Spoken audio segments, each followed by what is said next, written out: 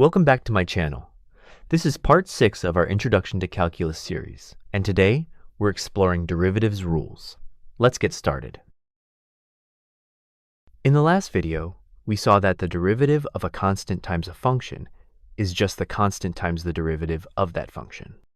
That's one of the basic rules of derivatives. In this video, we'll go over more of the main ones. Let's start with the sum rule. Consider the derivative of the sum of two functions, f and g. We begin from the definition of the derivative.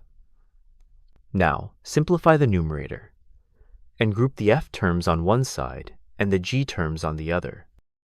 Split the expression into two separate fractions. Apply the limit to each fraction. Each limit and fraction is the derivative of f and g. So, the derivative of the sum is simply the sum of the derivatives. Here is an example. Consider the sum of these two functions. Now apply the rule to find its derivative.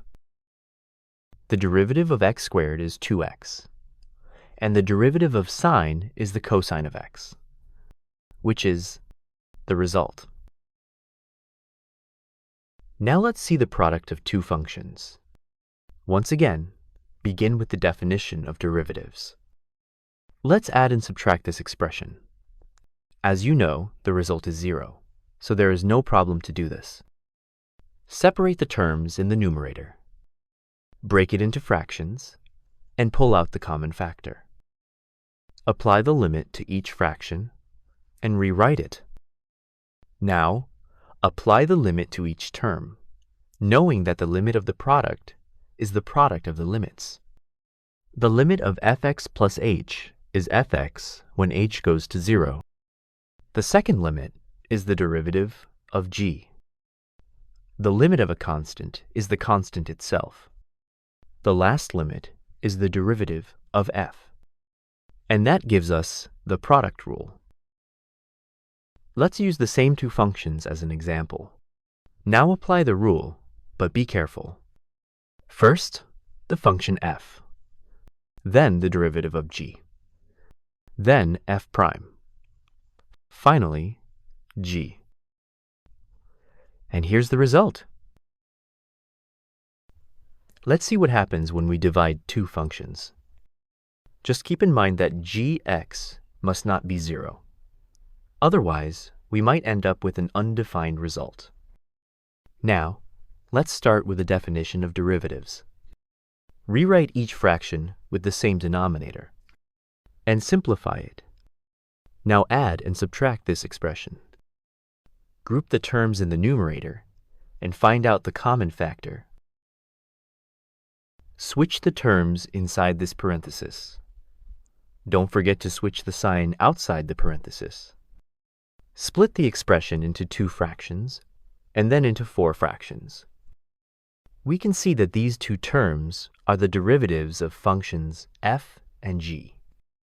If we apply the limit to the other terms, then we get the following, which can be simplified like this. And here we have the quotient rule. We will use different functions for the next example. Use the derivative, but make sure you follow the rule in the right order. First, the function g, then the derivative of f, then f, and then g prime. Finally, divide everything by g squared.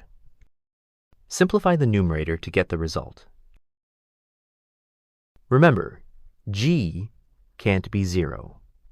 So, you can apply the quotient rule except at x equals 3, because the function is not defined there. Let's look at this example. How do we find the derivative of h? We split it into two parts. So basically, we're dealing with a function inside another function. That's when we use the chain rule. By definition, the derivative of hx is the following. Define delta g as the difference between the values of g. Rewrite it, and replace in the definition of derivatives. multiply and divide by delta g. Rearrange it. Do you recognize the first fraction? If h tends to 0, then delta g also tends to 0. Therefore, this is the derivative of f at gx when delta g gets really small. The second part is, well, it's the derivative of g. And here we have the chain rule. So, what happens with our two functions? The derivative of sine is the cosine. But careful, keep whatever's inside the parentheses as it is. The derivative of x squared is 2x. And here we have the derivative of our function inside a function. There are some functions, however, where the chain rule doesn't always work. Let's check out an example. In here, the function f is the square root. G is x minus 2. Keep in mind that square roots don't work with negative values of u, so u has to be positive or 0. To find the derivative of f, we use the power rule, knowing that the square root is, in fact, the exponent 1/2. That puts u in the denominator, which means it can't be 0 either. In other words, gx must be greater than 0, so x has to be bigger than 2. If you look at the graph of hx, you'll see the tangent shoots up to infinity at x equals 2, because there's no derivative at that point. After that, you can apply the chain rule. And that concludes our lesson on derivatives rules. If you've learned something new today, make sure to like the video and subscribe. I'll see you in the next video.